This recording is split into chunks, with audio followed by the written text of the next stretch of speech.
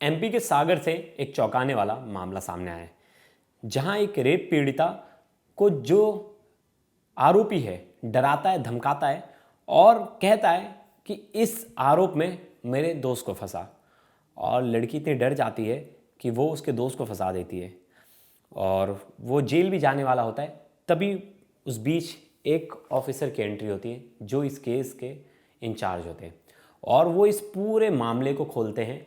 वो बताते हैं कि कैसे उस लड़के को गलत फंसाया जा रहा है और उस पूरे केस को सॉल्व आउट करते हैं और असली आरोपी को पकड़ते हैं। तो ये एक फर्जी रेप के मुकदमे की कहानी है और ये एमपी के सागर से आ रही है और दोस्त ने अपने दोस्त को फंसाने के लिए पूरी चाल चली। तो ये पूरा केस क्या है, क्या कुछ इसकी पूरी स्टोरी है, इस वीडियो को लास्ट तक ज़रूर देखिएगा, तब आपको पता चलेगा कि क्या इसका मोटिव क्या था और क्यों इसने ऐसा किया, अपने दोस्त को क्यों फंसाया। तो नमस्कार, मेरा नाम है प्रवेश पांडे और आप देख रहे हो क्राइम तक। तो ये जो पूरी घटना है ये एमपी के सागर से, और ये शुरुआत होती है 1 फरवरी से।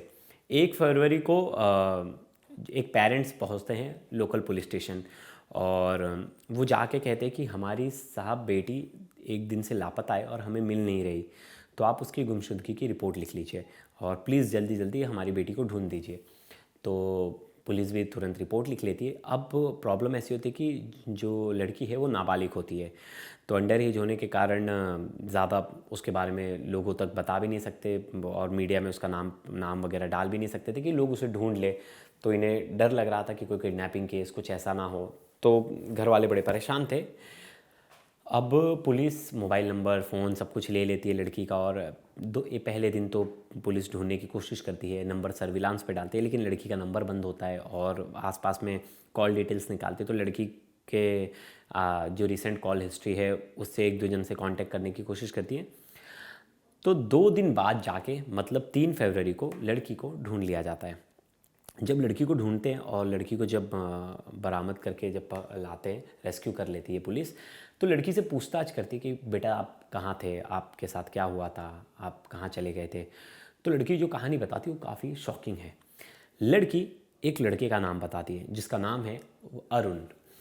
कहती है कि अरुण मुझे भोपाल लेके गया था और भोपाल में उसने मेरे साथ जो किया मैं किसी को बता नहीं सकती। तो पुलिस बोलती है नहीं नहीं बताओ बेटा, आपको बताना पड़ेगा थोड़ा सा। फिर फैमिली के सामने उससे आराम से थोड़ा लड़की को एक लेडी कांस्टेबल अच्छे से समझाती है। फिर क्योंकि नाबालिग हैं तो पेरेंट्स के सामने ही जो पूछताछ होगी वो होगी, उससे पूछा जाएगा। तो वो बताती है कि अरुण नाम का जो लड़का था मुझे ये भोपाल लेके गया था और भोपाल में ये अपने किसी दोस्त के कमरे में मुझे लेके गया और वहाँ जाके मेरे साथ इसने ज़बरदस्ती की और इसने इसने मेरा रेप किया। मेरे और ये जानने के बाद पुलिस तुरंत हैरान रह जाती है और पुलिस तुरंत आरोपी को जाती है और पकड़ लेती है और लड़की को कोर्ट में लेके जाती है मजिस्ट्रेट के सामने उसका बयान दर्ज कराने, क्योंकि सबसे पहला यही होता है कि मजिस्ट्रेट के सामने वो बयान देती हैं जिसके बाद इन्वेस्टिगेशन।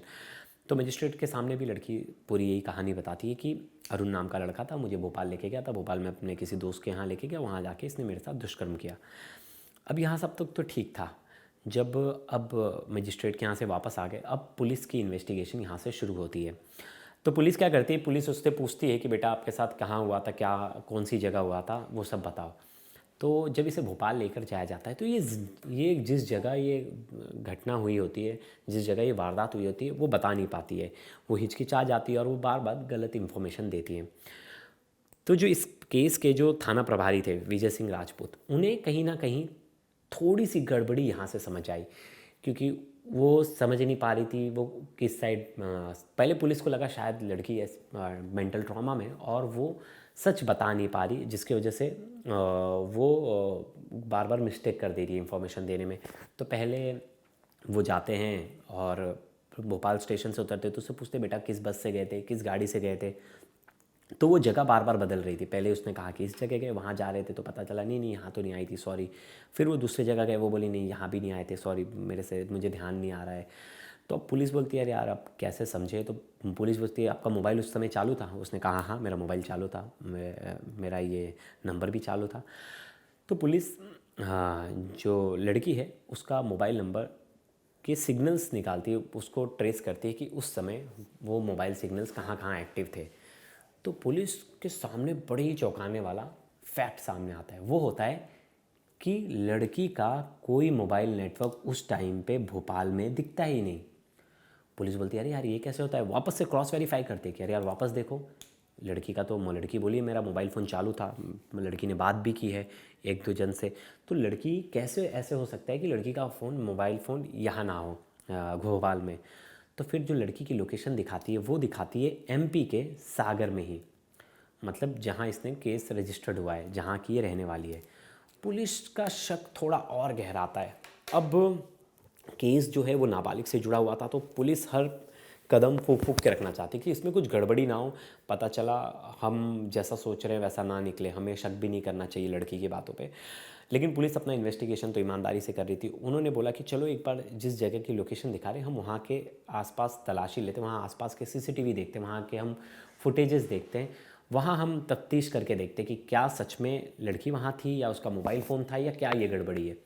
तो पुलिस उस जगह पे पहुंच जाती है। एमपी सागर का जो इलाका है, सागर में जो इलाका है, हम उसमें उसकी प्रॉपर लोकेशन नहीं बता सकता आपको क्योंकि वो केस का पार्ट है, उससे आइडेंटिटी रिवील होगी। तो वहाँ पहुँचते और वो एरिया जो है छान मारती है पुलिस, और वहाँ सीसीटीवी मिलते हैं जिस जगह पे लोकेशन था वहाँ। तो लड़की एक लड़के के साथ बाइक पे जाती दिखती है। तो फिर पुलिस हैरान हो जाती है, बोलती ये कौन है लड़का, ये तो जिसे हमने पकड़ा है वो तो नहीं लग रहा। तो पुलिस जूम आउट करती है, थोड़ा चेहरा ध्यान से देखती है तो वो कोई और निकलता है, और उसकी गाड़ी का नंबर नोट करती है पुलिस, उसका इन्फॉर्मेशन निकालती है तो वो निकलता है चंद्रभान, जिसके साथ लड़की देखी गई। जिस दिन की वो तारीख बता रही थी कि मैं जिस दिन भोपाल में गई थी, उसी तारीख की जो सीसीटीवी फुटेज है वो प्रेजेंट हुई एमपी में, एमपी के सागर में। वो कहीं वो गई नहीं भोपाल, वो गई नहीं, वो सागर में ही थी। तो फिर उस जब लड़की से वापस से पूछताछ करते कि ये कौन है, और थोड़ा सा पुलिस स्ट्रिक्ट हो जाती है कि आप बताओ ये कौन है, आप तो यहाँ दिख रहे हो सीसीटीवी में और आप एक तरफ कह रहे हो कि ये मुझे भोपाल लेके गया था। पुलिस तब तक लड़के को सामने लेके आ जाती है, उस जो चंद्रभान है। जब पुलिस दोनों को सामने बिठा के पूछताछ करती है तब एक ऐसे षड्यंत्र का वो पता चलता है। लड़की उसमें बेचारी पीड़ित ही है, लड़की को इस चंद्रभान ने ऐसा फंसाया था, ऐसा ब्लैकमेल कर रहा था जिसके वजह से लड़की ने ये कदम उठाया। तो वो कदम क्या था? जब पुलिस लड़की से पूछताछ की, लड़की फुट फुट कर रोने लगी। फिर उसने बताया कि ये जो चंद्रभान है ये मुझे डरा रहा था, धमका रहा था कि मैं तेरी जान ले लूँगा अगर तूने इसे नहीं फंसाया। और आप जानकर हैरान होंगे, चंद्रभान अरुण का दोस्त था। ये दोनों साथ में वहाँ मजदूरी करते थे सागर में रह के, और इन दोनों की अच्छी दोस्ती थी। ये दोनों ही जो लड़की है पीड़िता, उससे बातचीत करते थे। जब ये बात चंद्रभान को पता चली, तो उसे जब पता चला कि अरुण भी इससे बात करता है, तो उसने ये फंसाने के लिए चाल चली। उसने बोला अब तुम मेरे बोलने पे, तुम मेरी दोस्त हो, तुम मेरे बोलने पे लड़की को मेंटली टॉर्चर कराता है, नहीं तो मैं तुम्हारे घर पे बता दूंगा तुम्हारे बारे में, तुम हमसे बात करती हो। बहुत डरा दिया लड़की को।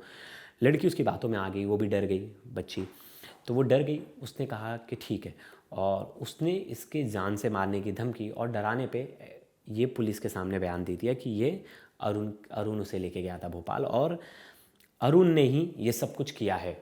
और जिसके बाद पुलिस ने उसे अरेस्ट कर लिया। तो जब ये पुलिस जो थाना प्रभारी थे विजय सिंह राजपूत, इन्हें शक हो गया था। फिर इन्होंने सबूत इकट्ठा किए, फिर जो सीसीटीवी फुटेज थी वो निकाली, फिर दोनों के मोबाइल लोकेशन निकाले। अरुण की मोबाइल लोकेशन निकाली, वो सागर में ही थी, हाँ वो कभी भोपाल गया ही नहीं। फिर इन दोनों ये जो लड़की थी पीड़िता और जो चंद्रभान था, इन दोनों की लोकेशन निकाली तो इन दोनों की लोकेशन साथ दिखा रही थी।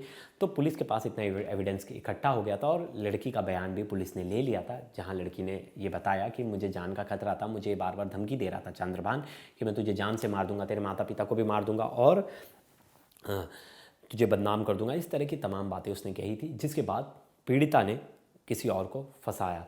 लेकिन देखिए ये दोनों दोस्त थे, और अरुण और चंद्रभान को अपने दोस्त अरुण से बड़ी प्रॉब्लम थी, लेकिन वो कभी उसे कह नहीं पाता था कि अरे मुझे आपसे प्रॉब्लम, या जो भी वो कभी नहीं कह पाता था। उसे कभी नहीं लगता था कि उसका दोस्त उसके लिए ऐसी चाल चलेगा। लेकिन जब अरुण को भी बात पता चली तो अरुण भी शॉक था, और पुलिस ने इसके मुख्य आरोपी चंद्रभान को पकड़ लिया। पकड़ा कैसे?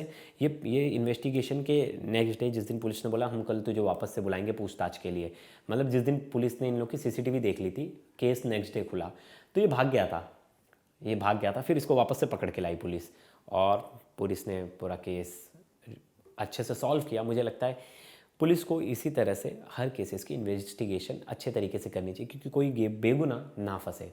सिर्फ आरोप लगा दिया है किसी ने तो उसकी तह तक इन्वेस्टिगेशन होनी बहुत ज़रूरी है, कि क्या पता कोई बेगुनाह फंस जाए। हमें तो देखिए, अगर मैं भी पहली बार सुनता कि यार ये किसी बेचारी किसी लड़की पीड़िता जो है नाबालिग उसके साथ ऐसा हुआ, तो मैं तो पहले बोलता इसको, हम बोलते यार अच्छा इसको कड़ी से कड़ी सज़ा दिलाओ। लेकिन इसमें पुलिस ने अच्छा वो किया, इन्वेस्टिगेशन किया कि पता चला असली आरोपी कौन है, और पीड़िता बेचारी दबाव में थी। बहुत बार ऐसा केस होता है, हमने एक पॉलिटिशियन का केस देखा था जिसमें पीड़िता ने दबाव में आकर केस कर दिया था, लेकिन बाद में जब वो कोर्ट में गई तो मजिस्ट्रेट के सामने उसने अपना बयान बदल दिया। उसने कहा कि मुझे दबाव में डालकर ये केस करवाया गया है। तो ऐसे बहुत केस आते जो किसी के प्रेशर टैक्टिक्स या उससे, क्योंकि उन्हें तो पता नहीं होता इस केस में क्या कुछ है, क्या हो सकता है। वो उम्र भी नहीं थी उनकी, और किसी ने प्रेशर बना दिया तो उन्होंने गलत बयान दे दिया। लेकिन इस गलत बयान की वजह से किसी की ज़िंदगी ख़राब हो सकती थी। लेकिन अभी पुलिस की इन्वेस्टिगेशन पे यहाँ दाद देनी पड़ेगी, और असली आरोपी को पुलिस ने पकड़ लिया। तो ये थी आज की कहानी, अरुण और चंद्रभान की, दो दोस्त, और एक दोस्त ने अपने दोस्त को फंसाने के लिए कितनी घिनौनी साजिश रची, इसका ये उदाहरण है। आप इस वीडियो पर कमेंट कर ज़रूर बताइएगा पुलिस की वर्क पर कि आपको पुलिस का इन्वेस्टिगेशन कैसा लगा। तब तक के लिए धन्यवाद दोस्तों।